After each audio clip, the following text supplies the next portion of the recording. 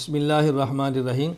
پانچویں بات پراپرٹی کے متعلق ذرا سمجھ لیں کہ کس پراپرٹی پر زکوٰۃ دینی ہے، کس پراپرٹی پر زکوٰۃ نہیں دینی، کس پر زکوٰۃ فرض ہے، کس پر زکوٰۃ فرض نہیں۔ اگر کسی شخص نے زمین خریدی زراعت کے لیے اس پر زکوٰۃ نہیں ہے۔ کسی شخص نے زمین خریدی اپنا مکان بنانے کے لیے، اس پر بھی زکوٰۃ نہیں۔ کسی شخص نے مکان خریدا رہنے کے لیے، اس پر بھی زکوٰۃ نہیں۔ کسی شخص نے مکان خریدا کہ اس مکان کو میں آگے کرائے پر دوں گا، اس پر بھی زکوٰۃ نہیں۔ کسی شخص نے دکان خریدی کہ میں اس دکان میں سامان رکھ کے خود تجارت کروں گا، اس پر بھی زکوٰۃ نہیں۔ کسی شخص نے دکان خریدی اس نیت سے کہ میں اس دکان کو کرائے پر دوں گا، اس پر بھی زکوٰۃ نہیں۔ زکوٰۃ اس وقت آئے گی جب آدمی زمین خریدے بیچنے کی نیت سے اور پھر وہ نیت برقرار بھی رہے، مکان خریدے بیچنے کی نیت سے اور وہ نیت برقرار بھی رہے، دکان خریدی ہو بیچنے کی نیت سے پھر وہ نیت برقرار بھی رہے۔ کیا مطلب؟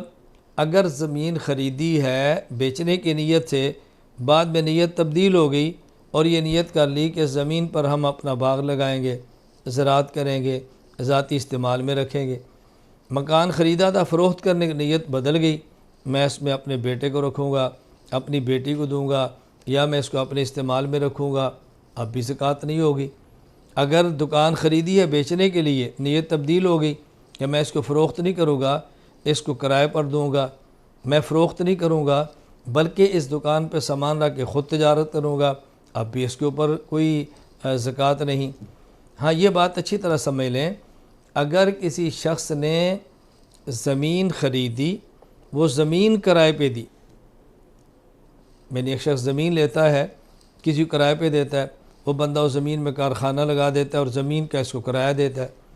اسی طرح کسی شخص نے دکان خریدی اور دکان کرائے پہ دی، یا دکان بنائی اور کرائے پہ دے دی، مکان بنایا اور کرائے پر دے دیا، زمین کرائے پہ دی، مکان کرائے پہ دیا، دکان کرائے پہ دی، کسی کے پاس اپنی ذاتی بس ہے، کسی کو کرائے پہ دی، اپنی ذاتی کار ہے وہ کرائے پہ دی، یہ مال تجارت نہیں، اس پر زکوٰۃ نہیں۔ ہاں، اس کا جو ماہانہ کرایہ وصول ہوگا یا جو سالانہ کرایہ وصول ہوگا، یا جو بھی ترتیب ہو کرائے کی، تو وہ کرایہ اس کے پاس پیسہ ہوگا، اس پیسے کو وہ جو تاریخ اس نے اپنی متعین کی ہے زکوٰۃ ادا کرنے کے لیے، اس وقت اگر یہ موجود ہوگا تو دوسرے سرمایہ کے ساتھ جمع کر دیا جائے گا اور مجموعہ جو سرمایہ کا ہوگا اس پر زکوٰۃ آ جائے گی۔ اور اگر پہلے خرچ ہو گیا اور سال کے آخر تک نہ بچا تو اس پر زکوٰۃ نہیں ہے۔ تو خلاصہ کیا ہے؟ کوئی اپنی رہائش کے لیے، استعمال کے لیے جائیداد خریدے، زکوٰۃ نہیں ہے۔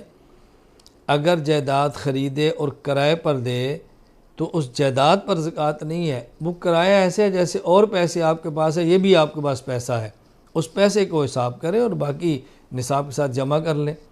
تو اس بات کو ذہن نشین فرما لیں، آپ کو خود ہی اندازہ ہو جائے گا کس پراپرٹی پر زکوٰۃ فرض اور کس پراپرٹی پر زکوٰۃ فرض نہیں۔ تو اس مسئلے کو اچھی طرح ذہن نشین فرما لیں۔